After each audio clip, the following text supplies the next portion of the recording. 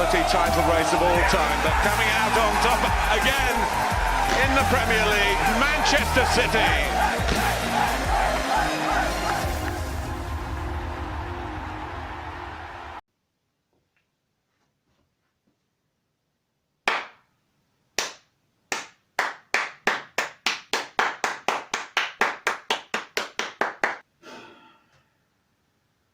I am fuming. I am absolutely fuming with that performance from Chelsea. Everton 3, Chelsea 1. Back at it again with the banter. I mean, last weekend was a blip in the road, wasn't it, against West Ham. We thought, we'll get back to winning ways against Villa during the week. Then a big trip to struggling Everton. We beat Villa during the week thanks to a goal from Tammy and Mason Mount. After Trezeguet had equalised, but we thought, right, okay, that's what we needed, a good kick up the backside to propel us forward, to get us back into the right frame of mind, the winning frame of mind that we need to be in. Because you just know that Manchester United, Wolves and Tottenham are all going to come absolutely like a steam train up towards the top 4 now. You just know they are. So we need to get back into that winning habit. Everton just sacked their manager, Marco Silva, after being, let's be honest, humiliated by Liverpool's B string of players during the week. Origi and Shaqiri were in their front 3 during the week, and they battered Everton. Battered them, which turned out to be Marco Silva's final game in charge. Duncan Ferguson brought in. Bit of a fan favourite, bit of a club legend. We knew that the Everton players were going to be fired up, rallied up, ready to go under the new boss. But we weren't prepared for it. We were not prepared for it in the fucking slightest. We were not ready for a fight. Everton took the lead after just a few minutes. Very slow start from Chelsea, sluggish. Richarlison got the goal, getting on the end of a cross from the right-hand side. Despite Everton being battered during the week, Richarlison still found a way to score an absolutely brilliant diving header against Liverpool at Anfield. So, a fantastic header. But there's nobody fucking marking him. Why does Richarlison have that much space in the box? I don't. Oh, Chelsea came into it, to be fair.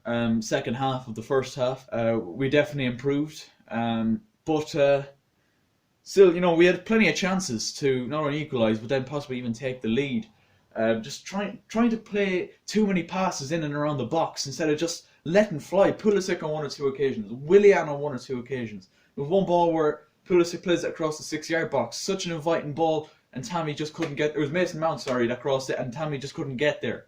But we had plenty of chances towards the end of the first half, and when we didn't score at the end of the first half, I knew we were going to be in trouble. I did feel like the way the game was shaping up for the second half, we needed to get a goal before half time, and we couldn't manage it. Second half then, and Everton took a 2-0 lead.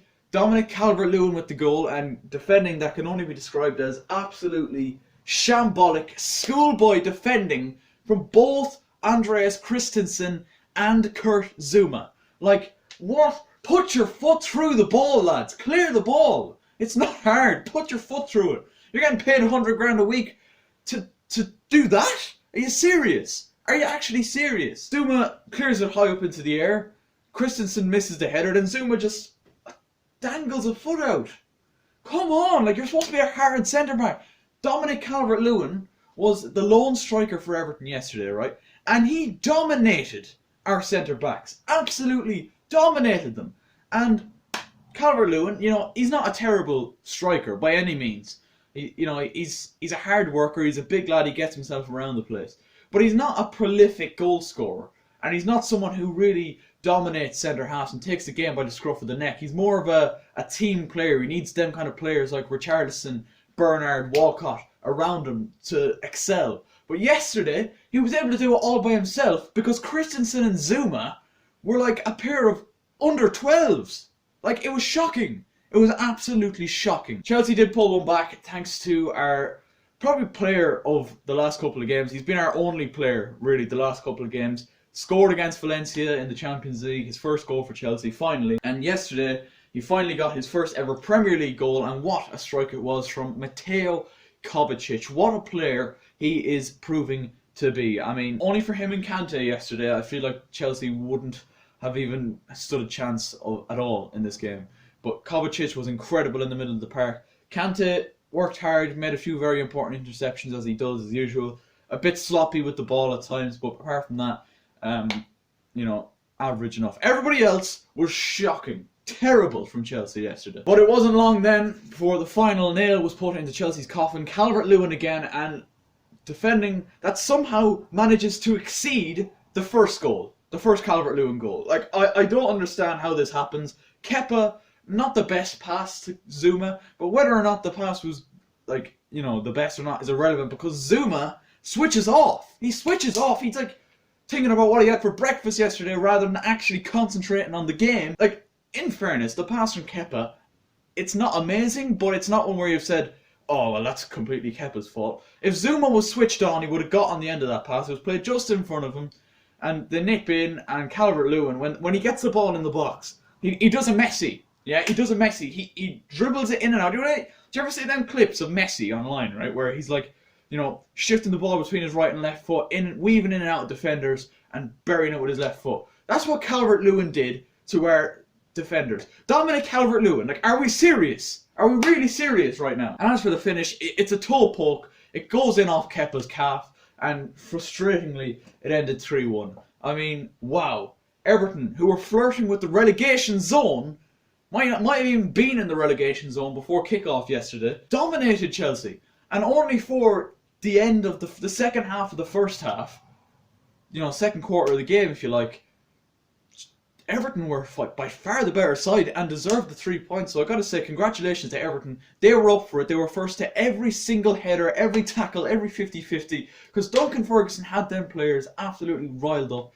And our players looks like they've played 60 plus games already this season. They look absolutely knackered. And it's just as well that this week the bloody transfer ban was lifted, so we can actually now sign players in January, because some of these clowns need to go. I'm looking at you, Christensen. I'm looking at you, Zuma. Azpilicueta wasn't great yesterday either. Tammy was poor. I know he's coming back from an injury.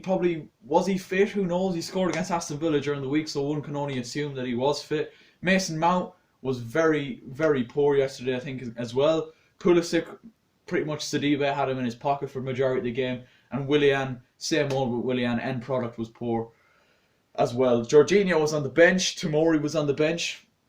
I hear Tony Rudiger is back from injury, but a lot of people are speculating that he didn't play yesterday, and Tomori didn't play, and Jorginho didn't play yesterday because he's resting them for probably our most important game of the season so far, which is on Tuesday night against Lille. But with the squad of players he had out yesterday, there should have been more than enough to put Everton away, considering how poor Everton have been this season. But Everton really did rise to the occasion, I must say. But Chelsea were just bloody awful. Absolutely shocking. It's a make or break next 5 games. It really is. Like, by the time this video goes out and by the time Sunday is finished, Wolves could be within 3 points of us. So Man United beat Man City yesterday in the Manchester Derby. Tottenham won 5-0 against Burnley. And to be honest, Wolves are going to win today. They're away to Brighton. They should get the 3 points there. We're going to be caught. We're going to be caught because our next 5 games, I was just looking at them this morning, they're not easy. Next up, obviously, we have Lille in the Champions League, but then in the Premier League, our next 5 games are Bournemouth at home, Tottenham away, Southampton at home, Arsenal away, I think, and then on New Year's Day, it's Brighton away. So, I mean, it's make or break time, lads. We need to start getting wins again. And Frank's going to have to spend money now in January. He just has to. He doesn't have much of a choice. I just hope he's going to get given the back. And we have a lot of money to spend because of how we haven't spent it in the summer. Participation in the likes of the Champions League, winning the Europa League, different prize funds here and there. But surely there's got to be a lot of money to spend in January because we need it. We really need it. The squad depth is poor at the minute. We look absolutely shattered. But anyway, on to more positive things. I've got 2 or 3 very big football, definitely 2 big football videos coming out in the next week or 2 to round off the year. So make sure you're subscribed so you don't miss out on them. A lot of effort has gone into them. I have to say I'm very happy with how they're turning out so far. So make sure you're subscribed with notifications on so you do not miss out on that. Leave a like if you did enjoy it. Subscribe, as I said, if you're new. And as always, I will catch you later.